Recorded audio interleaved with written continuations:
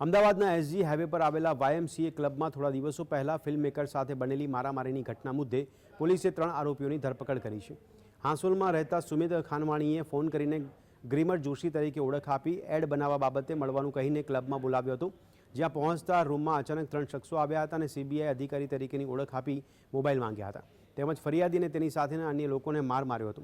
જે બાદ 3 જણા ત્યાંથી ફરાર થઈ જતા પોલીસના ઘટના અંગે અરજી કરવામાં આવી। ફરિયાદીએ વાહનના નંબરના આધારે પોતે તપાસ કરતા ધનરાજ રાઠોડ, હિતેશ્વરસિંહ મોરી અને વિરેન્દ્રસિંહ ચાવડા આ 3 શખ્સો સીબીઆઈના નામે આવ્યા હોવાનું જાણવા મળતા પોલીસ ફરિયાદ નોંધાઈ હતી। પોલીસે ગુનામાં સામેલ 3 આરોપીઓની ધરપકડ કરી છે। પકડાયેલા આરોપીઓમાં ધનરાજ રાઠોડ જમીન લે વેચના ધંધા સાથે સંકળાયેલો છે। વિરેન્દ્રસિંહ ચાવડા ખાનગી નોકરી કરી રહેલ છે, જ્યારે હિતેશ્વરસિંહ મોરી સુરેન્દ્રનગર જિલ્લાના વઢવાણ વોર્ડ નંબર 13ના ભાજપના કોર્પોરેટર છે।